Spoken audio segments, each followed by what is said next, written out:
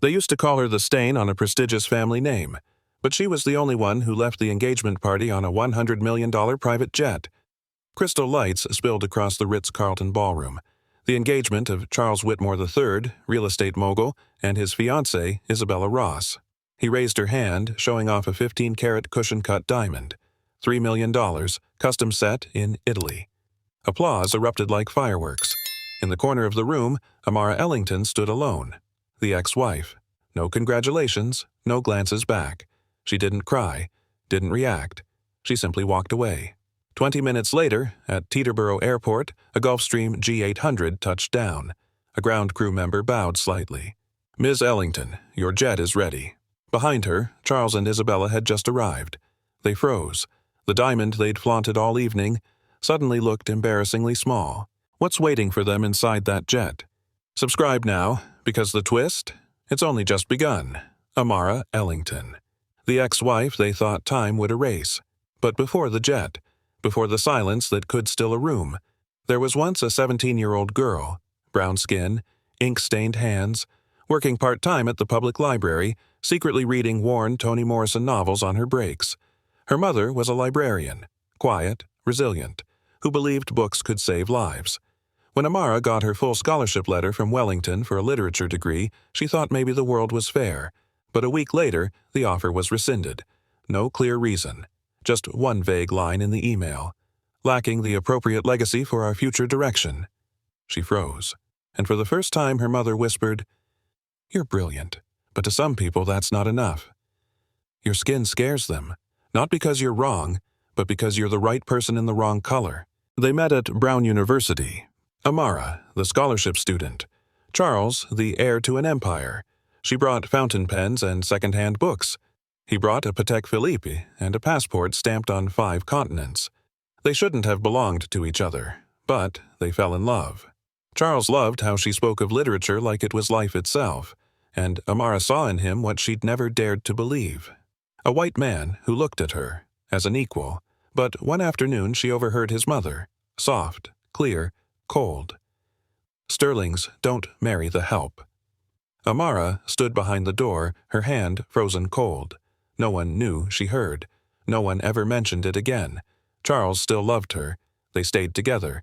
But from that day on, in that love, she had to stand taller, speak softer, try harder, just to be accepted as a choice, not a mistake. Amara wore an ivory gown. The wedding was held on the Hamptons coast, candlelight scattered across manicured grass. She entered the elite world as an unnamed guest. They smiled politely, but no one asked her anything. Her name never made the cover pages. Their wedding photo was cut from the company's official album. At every event, she sat at the overflow table, among the less important guests. One night, amid clinking glasses and heels on hardwood, she heard an older woman say, "She's elegant, for a woman like her," said like pouring tea. But it carried a knife behind lace gloves. She smiled, said nothing, red lips, fingers laced beneath the table. But that night, back in her room, she took off the only earring her mother had left her. For the first time in her life, Amara realized she was being seen, not by her eyes, but by her class. Amara once dreamed of becoming a scholar. She wrote in the margins of old books, read voraciously. That dream had survived poverty, but not a single line from her husband. "No one reads books, Amara. Come to the investor gala instead." Charles didn't mean it cruelly. He just spoke like a man who had forgotten who she used to be. One day, she registered to speak at a Columbia Literature Conference. That same afternoon, Charles booked a trip to the Maldives. "You need rest more than you need dead poets." She canceled the panel, and the paper she'd spent 6 months writing. For the first time, her dream was placed on a scale beside champagne and ball gowns, and it weighed less. From love, she entered silence. From a voice, she became a background. And that's when she began to understand. What kills ambition isn't always poverty. Sometimes it's wealth that refuses to listen. The divorce agreement was signed in a cold law office. Charles kept the assets, the shares, and full media control. Her name was erased from every article, every photo. Amara walked out with just a worn suitcase and a thin coat. No tears, no headlines. No one waited at the curb. That afternoon, she stood in front of the public library that once sheltered her as a student. The door was ajar, inside, towering wooden shelves. Through the frosted glass, she saw a young boy reading, whispering the words as he traced them. Her heart clenched. She had nothing. No home, no title, no legacy, only a hollow space between her chest and memory. That night, she sat on the library steps, an invisible woman in a city that once belonged to her. Amara started from zero. A freelance editing job at a small Brooklyn press, a 270-square-foot studio, low ceiling, creaky wood floors, barely big enough for a twin bed and a bookshelf. Every weekend, she visited second-hand bookstores, each book chosen with care, plastic-wrapped, shelved like treasure. Virginia Woolf, Toni Morrison, James Baldwin. The very canon once left behind, now returning home. No gowns, no champagne contracts, only the scent of old pages and the steady tapping of a keyboard each night. She was still alone. But, within that loneliness, life found rhythm. Order. Amara was no longer someone's wife, just herself, surrounded by words, paper, and the first peace she'd felt in years. Sabby's auction house glowed under amber lights, the air rich with power and inherited wealth. Amara entered, knee-length navy dress, hair pinned neatly. No diamonds, no entourage, just a still gaze that made a few heads turn. She sat in the 10th row, near the corner. Her hand rested gently on the catalog, page 37. The doors opened. Charles, in a polished tuxedo, arm in arm with Isabella. She wore a glittering white sequin gown, flashing that $3 million ring. Cameras flashed like lightning. They walked to the center. Amara didn't turn, but she saw everything reflected in the glass panel ahead.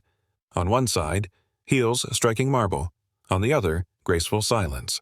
Two worlds that once merged, now unmistakably split. The host took the podium. Lot 49. Original handwritten letters between Maya Angelou and Toni Morrison. 30 pieces, never before released. The room went quiet. Starting bid, $100,000. Mara lifted her paddle. Without hesitation. The first bid was hers. Not for clout, not for profit, but for the handwriting that once saved her, guided her when the world turned away. She never looked away from the glass case on the stage. On top lay a page with delicate loops, the corner slightly bent, like a dream that had once been folded. Round her, some people glanced with puzzled eyes. She didn't care. This wasn't about ownership. She was reaching for the part of herself that Charles never touched. 200,000. Charles's voice cut through the room, loud even without a mic. He didn't look at the letters. He looked only at Amara. Heads turned. His paddle lowered slowly, deliberately. A statement. Amara didn't flinch. Her eyes stayed on the words, not the war. Isabella leaned back, hand under her chin. Now, this is entertainment. Some chuckled. A slow ripple of cruel amusement spread through the rows. Charles said nothing more, but his gaze delivered the message. I don't need to understand its worth. I just want to keep it from you. In that moment, Amara didn't feel anger, just sorrow, not for the money, but because something sacred was being turned into a weapon in a petty game. 250, 300, 350. The price climbed faster than the rhythm of the gavel. Amara hesitated. Her hand rested on her thigh, index finger twitching. She had never spent that much money before, but every word in that glass case felt like it was looking back at her. She raised her paddle again. One beat later, Charles merely tilted his head. His agent nodded on his behalf. 400,000. He still hadn't looked at the letters, only at her. No words, no emotion. Just a gaze, clear as glass and just as cold. Amara blinked. This wasn't about bidding anymore. It was a psychological duel between two people who once shared a bed, one fighting to preserve meaning, the other proving, I can take back anything, even what you love most. Amara didn't raise her paddle again. Her hand dropped gently to her lap, a decision made without a single word. The auction house fell silent. A few glanced sideways. No one dared to breathe. Only the quiet tapping of a pen on a catalog. Charles won. He didn't celebrate, just turned to Isabella and kissed her cheek for the cameras. A perfectly timed kiss in the perfect place. Amara looked down at the wooden floor. Her shadow lay still, like water. She didn't lose because she lacked money. She simply chose not to compete in a game where value was measured by wallets. But was she weak? Or was this the only way to protect her dignity? If it were you, would you have kept bidding or walked away like Amara did? Leave a comment. I'd love to hear your thoughts. Hudson, West. Private airport, the place where the rich leave New York without a single passport stamp. The sky was darkening. The runway lit up in strips of green. Charles and Isabella wheeled limited edition Louis Vuitton luggage. Destination, St. Bart's, their usual winter escape. Isabella beamed, adjusting her sunglasses. Charles called to the ramp staff, his voice curt. "Tell the pilot we don't wait." Then, a black sedan rolled to a stop nearby. Amara stepped out, a cream coat grazing her knees, white heels, low ponytail. She pulled a small suitcase, no logo in sight. Their eyes met. No avoidance, no greetings. She walked past them like two strangers she once knew well, and in that moment, all three understood. The game wasn't over. It had just moved to a different board. Isabella slowed her pace, raising her hand slightly. The 15-carat ring sparkled under the runway lights. "Oh, still sparkles in low light," she smiled, not looking at anyone in particular. Charles pushed up his sunglasses, arms crossed. His eyes followed Amara, voice smooth as a blade. "Flying commercial, I assume?" A question, meant for no answer. A clean cut, where pride goes silent. Amara didn't reply. She glanced over, just long enough not to be rude, just short enough to leave them unsettled. Charles smirked. Isabella let out a light laugh. They thought they'd scored another point. But no camera captured Amara's gaze in that moment. It wasn't cold. It wasn't angry. It was calm, like someone who had already mapped every move and was waiting for the final checkmate. The low hum of engines echoed from the far end of the runway. A Gulfstream G800 descended, soft as a whisper. Its silver body gleamed, logo engraved discreetly. No color, no brand. An electric vehicle rolled forward. The attendant stepped out, uniform navy, posture crisp. "Miss Ellington, your jet is ready." Charles stiffened. The faint smirk faded. Isabella gripped his arm, reflexively. No one said anything. No one needed to. Amara paused, turned slightly, a nod, then walked toward the aircraft. No flash, no spectacle, just the quiet of someone who no longer needs to prove anything. The $3 million ring on Isabella's hand suddenly felt weightless. And, in that moment, the man who once left her finally understood. Money can buy the spotlight, but not this moment. The door closed behind her. The G800 lifted, like it had never touched the ground. Inside, soft leather in warm sand tones, diffused lighting, not a single visible brand. Everything minimalist. Elegant. Not a display of wealth, just a sense of belonging. Mara took her seat by the window. No words, no deep breaths. She had just one, in the quietest way possible. Footsteps approached from the galley. Julian appeared, tall, warm-skinned, eyes steady and deep. He carried a glass of water. No wine, no celebration. He set it on the table, tilting his head gently. "Better than any movie I've seen." Mara laughed, light and effortless. Not because the line was clever, but because, in that moment, she knew. This was no longer about chasing the past. It was the start of something real. It wasn't just letters. Amara's voice was soft, eyes on the glass. They were the voices of two women, writing through years when the world quietly erased them. And now, they belong to someone who only wants to silence everything. Julian didn't interrupt, didn't nod, didn't comfort.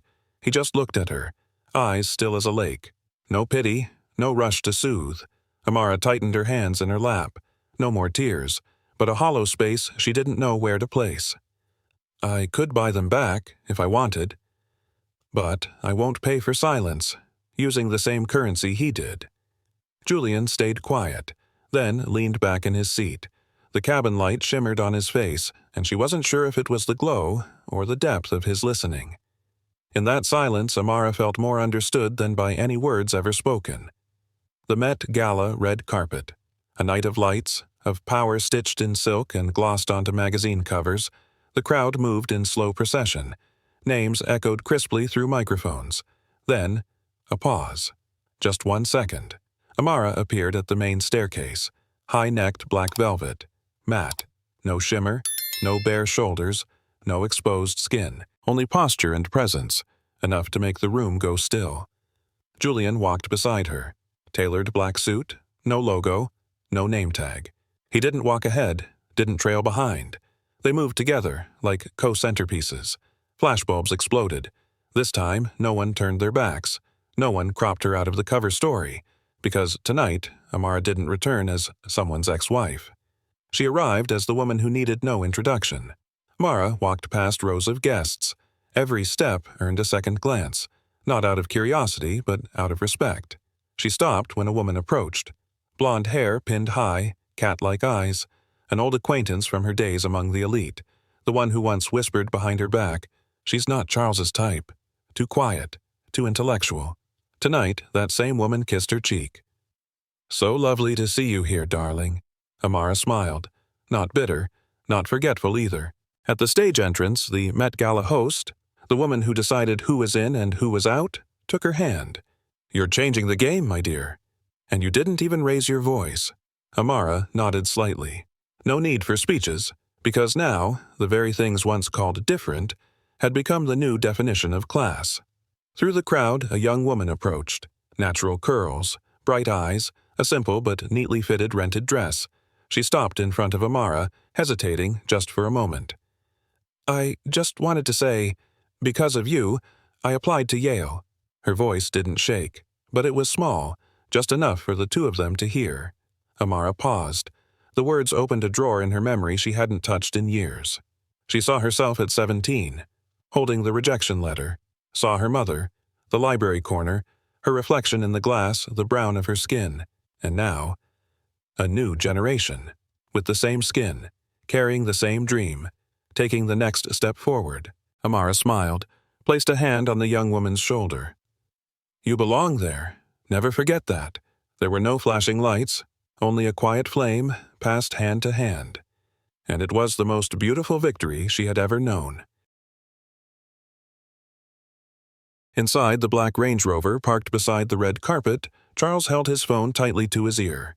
His eyes locked through the tinted glass, watching Amara and the man standing beside her. "I need to know who Julian Mercer is, now." His voice was low, urgent, but restrained. On the other end, the sound of papers flipping, fingers typing frantically. Then a reply that made Charles freeze in place. "Julian Mercer, CEO of Helion AI. Estimated net worth, $30 billion. Silence. The kind that makes a man feel small, even inside a $1,000 suit." She didn't choose the wrong side this time. The investigator chuckled. Charles gripped the phone harder, his eyes still locked on Amara's silhouette. For the first time he understood. She hadn't just left his life. She was stepping into a world he might never have the power to reach. If it were you, would you let her go, or fight to win her back? Drop your thoughts in the comments. Charles sat alone in his Upper East Side penthouse. Curtains drawn. The champagne untouched. The TV replayed the Met Gala. Amara, poised and radiant, beside Julian Mercer.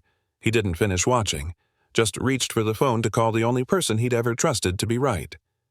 "Mom, I think I lost something bigger than money." Elsewhere, Mrs. Sterling sat at a mahogany desk, a soft lamp glowing beside her, hand trembling as she wrote. A week later, Amara received a handwritten letter, slanted script, faded blue ink. "I was wrong. You weren't just good enough, you were everything. And I see it now. Too late." Amara folded the letter and placed it on her bookshelf, between Baldwin and Morrison. No bitterness, no forgiveness, just a chapter closed, by the same hand that once wrote its beginning. 3 chimes. Amara opened the door. Charles stood there, tie askew, eyes red, fists clenched as if holding on to his last shred of pride. "I need an explanation." His voice was dry, barely above a whisper. "Why did you come back? Standing in front of me like you never lost." Amara didn't answer right away. She walked away, returned with a thin folder, and placed it on the table. "Because I never lost, Charles. I just stayed silent long enough for others to assume I did." Charles opened the folder. Inside, Financial statements, flagged transactions, suspicious donations under the guise of charity. His name, his signature, time-stamped. He went still. Amara simply looked at him. No blame, no raised voice. "This is a copy. I won't use it. But you asked, so I answered. Sometimes, truth doesn't need to be shouted. It just needs to arrive, at the right moment." Charles stood motionless over the open folder. His eyes scanned the numbers, the decimals, as if seeing himself for the first time through someone else's lens. Amara poured a glass of water, set it on the table.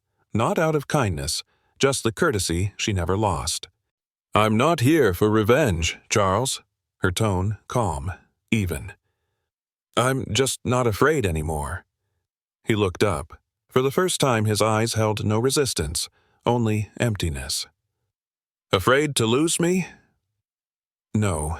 Afraid of shrinking myself, just to fit inside your world, and I will never return to that place again." Silence draped over the room, the kind of ending that doesn't need a slamming door, just the realization that the one left behind no longer has a place to stand. Late afternoon. Sunlight spilled through sheer curtains in Amara's apartment. She had just closed the manuscript she was editing when Julian walked in. In his hand, a thin, black leather notebook, edges gently worn. He didn't speak, just placed it on the table and slid it toward her. "The first day I met you, I started writing in this. Not to make a novel, just so I wouldn't forget how you see the world." Amara opened to the first page. Neat pen strokes, clear writing, no embellishment. At the center of the page, one single line. "She's not a muse, she's a map." She didn't say anything, only smiled, real, rare, and unguarded. Some loves don't come to rescue us. They come to remind us we were never meant to be saved, only seen, clearly. Out in the deep blue sea, a yacht drifted, as if it didn't need a destination. Golden light poured like honey across the deck, warm as a beautiful memory. Amara leaned back against white cushions, a copy of Beloved in hand. Julian sat beside her, reading quantum physics, pausing sometimes, just to watch her turn a page. No words, no need. Wind brushed her hair, eyes closed gently. No photographers, no filters, no one to post this moment online, because true happiness doesn't need an audience. It only needs the right person, the right timing, and enough quiet to hear your own heartbeat. Mara turned slightly toward Julian. Page 14. Morrison wrote, "Freeing yourself was one thing. Claiming ownership of that freed self was another." Julian smiled. "And you're doing both." Weekend tabloid headline. From Queen to Ghost, Isabella quietly leaves Charles. No scandal, no lawsuits. Just a blurry photo of her pulling a suitcase down the steps of the Hamptons estate, hair tied up, not looking back. Charles didn't speak to the press, didn't attend the usual galas. Only the gardener mentioned that lately. He's often found sitting alone by the lake behind the house, an old wooden bench, cold coffee in hand, staring at the still water, where nothing stares back but his own reflection. No exposé took him down, no grand fall from grace. Because sometimes the greatest loss is when everything you once tried to hold slowly lets go of you. The grand lecture hall at Columbia. Soft lights. Rows of young students sitting upright in silence. On the screen, a video began in black and white. A 17-year-old black girl in a worn sweater crossed a snowy campus with an armful of used books. Text appeared. Ellington Legacy Scholarship Fund, for those who were told they didn't belong. Amara sat in the front row. No speech, no spotlight. Just a hand over her chest, eyes steady on the screen. The video continued. Shots of the old library, images of the letters she couldn't afford to buy, and the first students to receive the scholarship. On stage, the dean spoke. With this legacy, she didn't just open one door, she opened hundreds, for a generation that never believed they even had a key. For the first time, Amara's past wasn't something she had to overcome. It became the foundation for something far greater than herself. Evening. Rooftop of a small hotel in Florence. Golden sun kissed red-tiled roofs. The air carried the scent of flowers and old books from the street below. Amara tilted her face toward the sky, Eyes narrowed in the light. A smile appeared, soft, like a memory forgiven. I didn't win. I just chose better. It wasn't a declaration, just a closing line at the end of a chapter that finally fit. Julian sat beside her. He didn't respond, didn't ask why she said it. He simply reached over, took her hand, and kissed it. Slow, certain, silent. She held on gently, didn't look at him, because sometimes the one who understands you most doesn't need to look to see. A book closes softly, not an ending, just the start of a new chapter. Amara didn't need to defeat anyone. She only needed to choose herself, and no longer fear what that meant. In a world that tried to define her worth by skin color, bloodline, or bank balance, she redefined value by kindness, knowledge, and the right to live as her truest self. If you've ever been dismissed because of your gender, your skin, or your dreams, if you've ever stayed quiet because you thought your story didn't matter, comment "I rise" under this video, because your story deserves to be heard, just like Amara's, and maybe it will be the reason someone else dares to rise. If you see yourself in this journey, like, share, and subscribe so you never miss the stories that help us believe in ourselves again. Because sometimes just one story is enough to change the way someone walks through life.